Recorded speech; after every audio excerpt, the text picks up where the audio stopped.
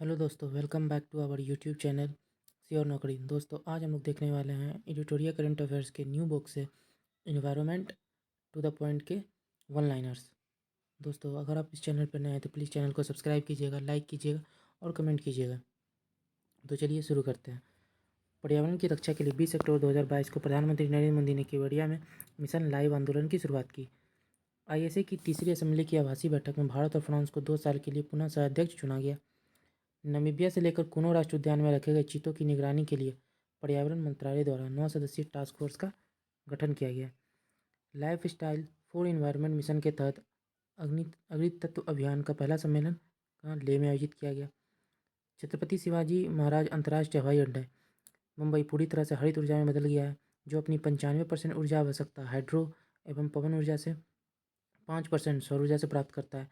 मध्य प्रदेश वन्यजीव बोर्ड द्वारा एक नया tiger reserve Durgavati tiger reserve की स्थापना की मंजूरी दी गई है।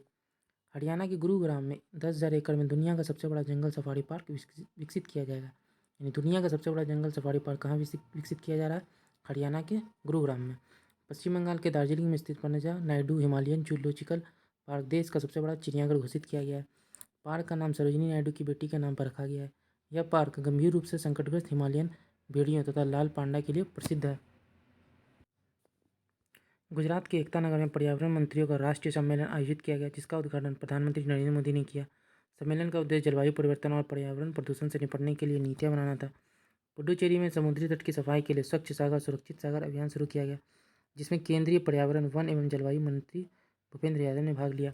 दिल्ली के उपराज्यपाल विनय कुमार सक्सेना ने यमुना नदी के पास बैम्बू थीम पार्क बांसेरा की नींव रखी। इस पार्क में असम से लाए गए 25,000 से अधिक किस्म के बांस के पौधे होंगे। यानी बैम्बू थीम पार्क बांसेरा की नींव कहाँ रखी गई है? दिल्ली में यमुना नदी के पास। तमिलनाडु सरकार ने राज्य के जिलों में जिला जलवायु परिवर्तन मिशन की शुरुआत की। इसके तहत जिला कलेक्टरों द्वारा जलवायु परिवर्तन संबंधी योजनाएं तैयार की जाएंगी। केरल ने भारत का पहला राज्य स्तरीय बर्ड एटलस जारी किया। इस एटलस में 361 पक्षियों की प्रजातियां शामिल है। मध्य प्रदेश के जबलपुर में लम्हेटा में भारत का पहला भूवैज्ञानिक उद्यान का निर्माण किया जाएगा। भारत का पहला भूवैज्ञानिक उद्यान मध्य प्रदेश के जबलपुर के लम्हेटा में। इस पार्क के निर्माण में भूवैज्ञानिक विरासत के संरक्षण को बढ़ावा मिलेगा। गुजरात के सुंदरवन मिनी चिड़ियाघर ने जानवरों को वित्तीय राहत प्रदान करने के उद्देश्य से एडॉप्ट एन एनिमल पहल की शुरुआत की है। तो एडॉप्ट एन एनिमल पहल कहाँ शुरू किया गया? गुजरात के सुंदरवन मिनी चिड़ियाघर में। दक्षिण अमेरिकी देश पेरू ने तटीय क्षेत्रों में तेल रिसाव के कारण 90 दिनों का पर्यावरणीय आपातकाल घोषित किया। तो पर्यावरण आपातकाल कहाँ घोषित किया गया? दक्षिण अमेरिका देश के पेरू में। पेरू तट के पास स्पेनिश ऊर्जा फर्म रेप्सेल से 6,000 बैरल कच्चे तेल का रिसाव हुआ था। हिमाचल प्रदेश के कुफरी में पर्यटन को बढ़ावा देने के उद्देश्य से देश का पहला स्की पार्क स्थापित किया जाएगा। देश का पहला स्की पार्क कहाँ स्थापित किया जा रहा है? हिमाचल प्रदेश की कुफरी में। इस पार्क में 5 star hotel, mall, gaming zone, food court आदि की सुविधाएं होंगी। उत्तराखंड वन विभाग के रिसर्च विंग के द्वारा रानीखेत में देश का पहला वन चिकित्सा केंद्र का उद्घाटन कहाँ किया जा रहा है? रानीखेत, उत्तराखंड। उत्तराखंड के देहरादून में भारत के पहले क्रिप्टो गेमिंग गार्डन का उद्घाटन किया जाएगा। इस गार्डन में लाइकेन, शैवाल, केवाक आदि की विभिन्न प्रजातियां पाई जाएंगी। केंद्र शासित प्रदेश लद्दाख ने 2025 तक ऑर्गेनिक बनने के लिए सिक्किम के साथ समझौता किया। तो लद्दाख ने किसके साथ समझौता किया है? सिक्किम के साथ। 2025 तक ऑर्गेनिक होने के लिए सिक्किम जो है 100% जैविक कृषि करने वाला भारत का पहला राज्य है। हिमाचल प्रदेश के काजा में दुनिया के सबसे ऊंचाई पर स्थित इलेक्ट्रिक वाहन चार्जिंग स्टेशन का निर्माण किया गया। इसकी स्थापना गो ईगो कंपनी ने की है।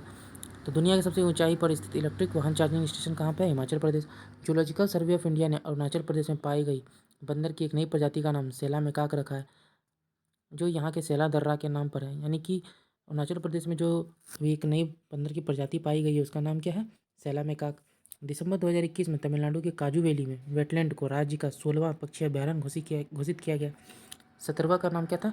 नंज नारायण टैंक।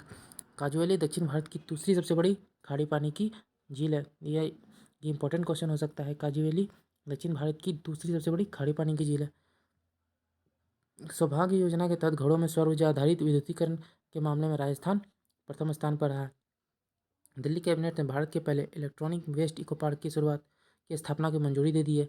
यह पार्क ई कचरे को सुरक्षित तरीके से पुनर्चक्रण करेगा। हरियाणा के गुरुग्राम में स्थित अरावली जैव विविधता पार्क को भारत का पहला वन्य प्रभावित क्षेत्र आधारित संरक्षण उपाय OECM घोषित किया गया है।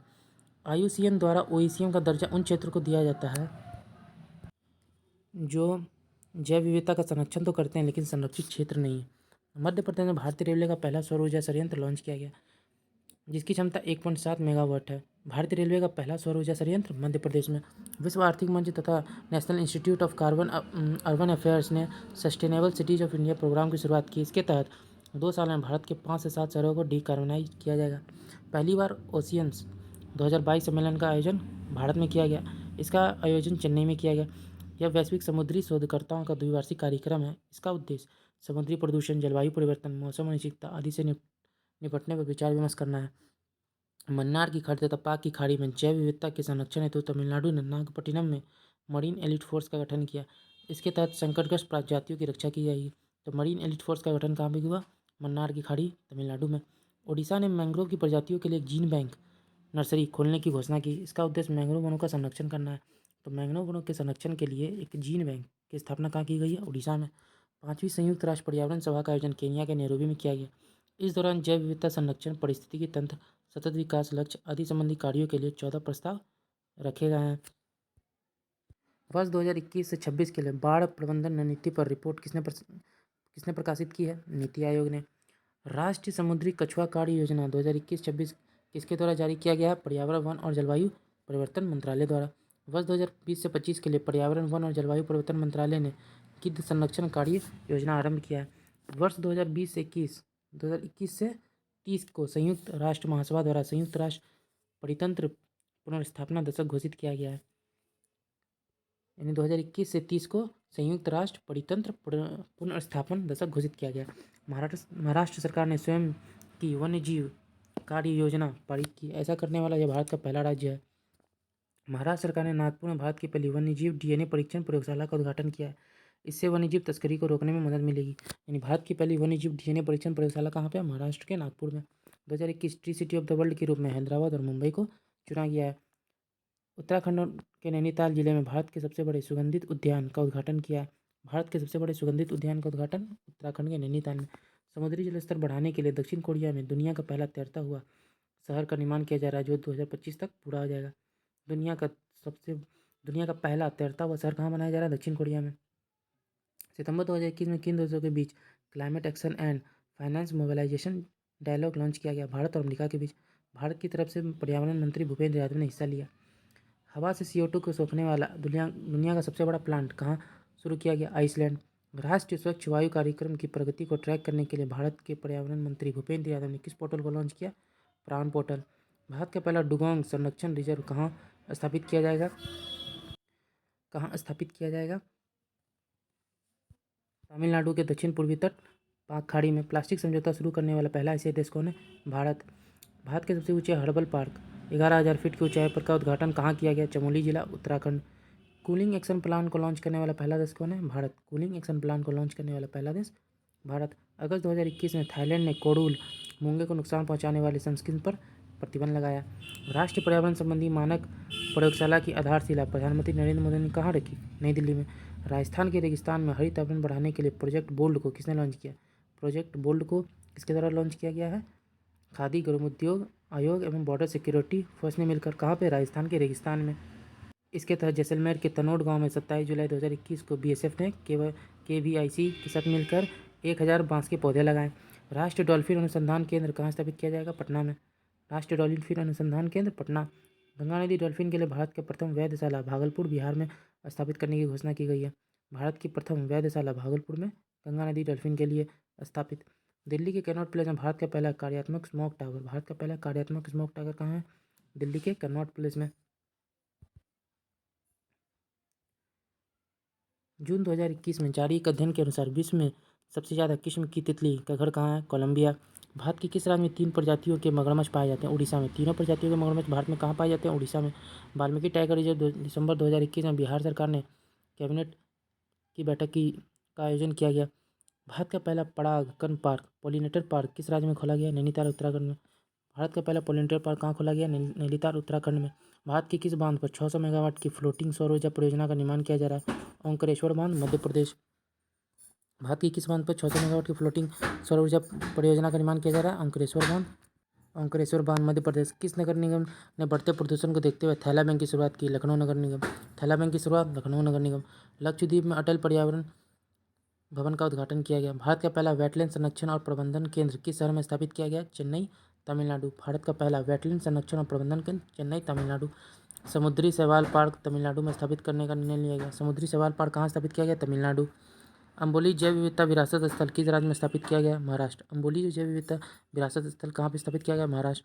किस देश में पर्यावरण क्षति करने वाले व्यक्ति को दंडित करने के लिए इकोसाइड बिल लाया गया? इकोसाइड बिल कहाँ लाया गया? फ्रांस में।